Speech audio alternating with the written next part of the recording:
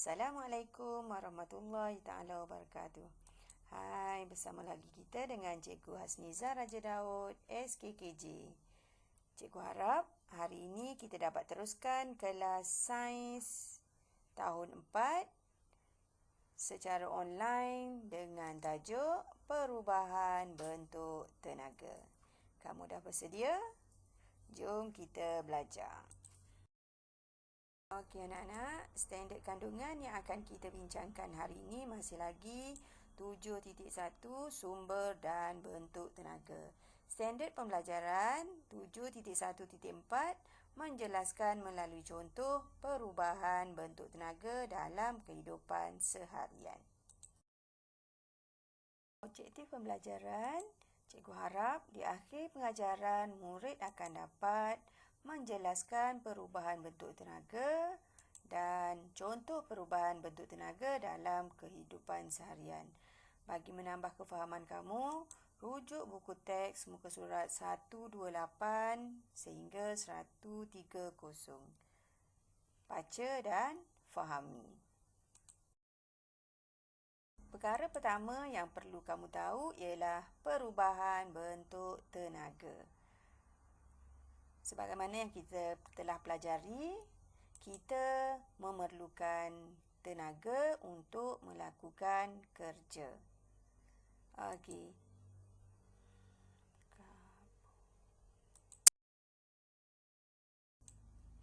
Tenaga boleh berubah bentuk? Macam mana tu?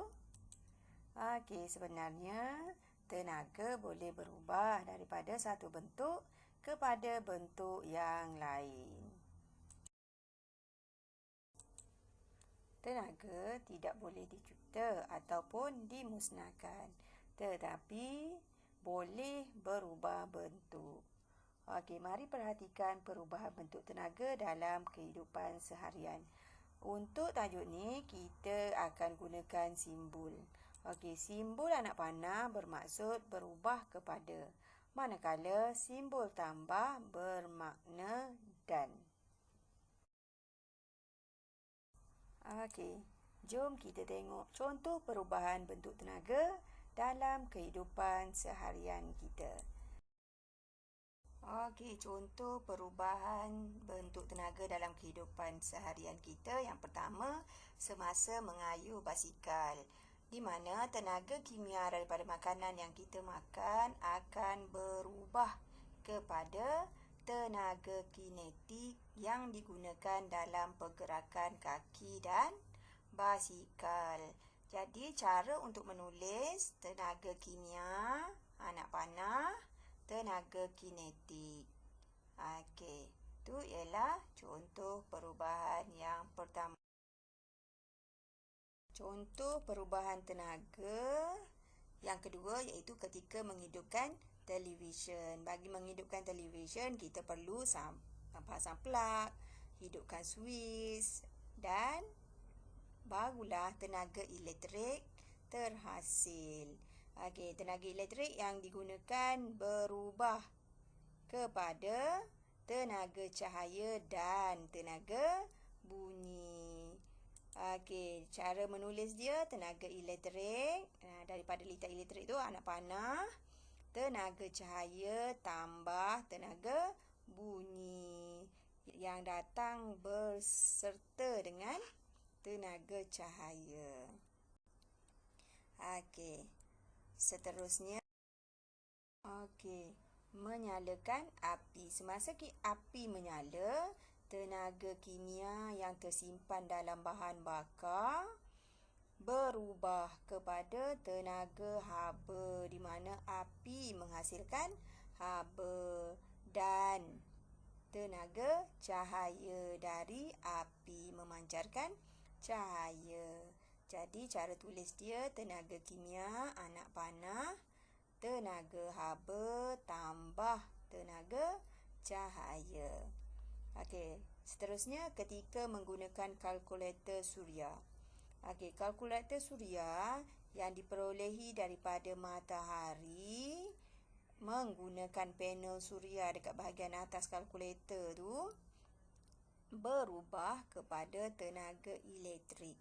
Kemudian tenaga elektrik berubah kepada tenaga cahaya dari skrin kalkulator tu. Cara tulis dia, tenaga suria anak panah, tenaga elektrik anak panah, tenaga cahaya. Semasa terjun daripada papan terjun. Tenaga apakah yang digunakan? Tenaga keupayaan berubah kepada tenaga kinetik semasa pergerakan penerjun, kemudian menghasilkan tenaga bunyi daripada percikan air. Cara tulis, tenaga keupayaan anak panah, tenaga kinetik anak panah, tenaga bunyi. Boleh. Seterusnya, lampu suluh dinyalakan. Apabila suis lampu suluh dihidupkan, tenaga kimia dalam bateri berubah bentuk kepada tenaga elektrik. Tenaga elektrik berubah kepada tenaga cahaya dan tenaga haba. Cara tulis, tenaga kimia anak panah, tenaga elektrik anak panah, tenaga cahaya tambah tenaga haba. Seterusnya, kenderaan bergerak. Ketika kereta bergerak, enjin kereta akan mengubah tenaga kimia yang tersimpan dalam bahan api fosil kepada tenaga kinetik supaya kereta, di mana kereta itu akan bergerak. Cara tulis, tenaga kimia anak panah, tenaga kinetik. Seterusnya, pembakaran arang. Kalau benda yang terbakar memerlukan tenaga kimia daripada bahan arang akan berubah kepada tenaga haba dan tenaga cahaya. Cara tulis, tenaga kimia anak panah, tenaga haba tambah tenaga cahaya. Contoh perubahan tenaga seterusnya iaitu telefon bimbit dihidupkan. Apabila kita nak guna telefon, tenaga apa yang digunakan? Betul, tenaga kimia daripada bateri akan berubah kepada tenaga elektrik. Kemudian akan berubah kepada tenaga cahaya yang dikeluarkan pada telefon tu berserta dengan tenaga bunyi. Cara tulis macam yang kita telah belajar, tenaga kimia anak panah, tenaga elektrik anak panah, tenaga cahaya tambah tenaga bunyi, sebab tenaga bunyi datang berserta dengan tenaga cahaya.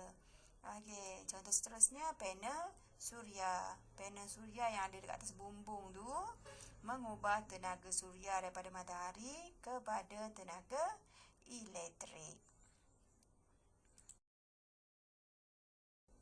Contoh perubahan tenaga seterusnya iaitu fotosintesis, di mana tumbuhan membuat makanannya sendiri. Semasa proses fotosintesis, tumbuhan mengubah tenaga cahaya daripada matahari kepada tenaga kimia yang tersimpan dalam kanji, dalam bentuk buah tu. Cara tulis, tenaga cahaya anak panah, tenaga kimia. Kenapa tenaga kimia? Dia daripada makanan yang kita makan. Seterusnya, buah kelapa gugur. Tak semestinya buah kelapa, buah durian, buah manggis, buah nangka. Apabila buah jatuh ke tanah dari tempat tinggi, maka tenaga apa digunakan? Tenaga keupayaan. Berubah kepada tenaga kinetik. Pergerakan dia dari atas turun ke bawah disebabkan oleh daya graviti, dan berubah kepada tenaga bunyi. Bila dah sampai ke bumi, tu tenaga bunyi. Cara tulis dia, tenaga keupayaan anak panah, tenaga kinetik anak panah, tenaga bunyi. Boleh tajuk ni? Bagi menguji kefahaman kamu tentang tajuk, Soalan kebat. Jelaskan perubahan bentuk tenaga yang terlibat dari A ke C. Kanak-kanak yang menggunakan skateboard tu, dia naik dari atas, turun ke bawah, naik semula ke atas bahagian C. Lepas tu pusing balik. Apakah perubahan tenaga yang terlibat?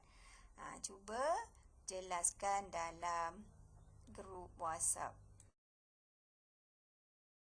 Bagi menguji kefahaman kamu tentang isi pembelajaran kita, tengok perubahan bentuk tenaga. Ada 9 contoh situasi dalam kehidupan seharian kita. Okey, yang pertama, semasa mengayuh basikal. Apakah perubahan bentuk tenaga yang berlaku? Okey, cuba jawab. Okey, betul tak dengan yang kamu jawab? Okey, tenaga kimia berubah kepada tenaga kinetik. Okey, salin 9 soalan ni dalam buku latihan kamu untuk menguji kefahaman. Okey, jangan lupa tulis nota penting dalam buku nota dengan cantik, kemas dan kreatif. Okey, itu saja untuk hari ini yang dapat cikgu kongsikan bersama kamu. Harapan cikgu kamu dapat memanfaatkan perkongsian ini dalam kehidupan seharian kamu. Okey, sampai jumpa lagi. Sekian. Terima kasih. Bye. Selamat belajar.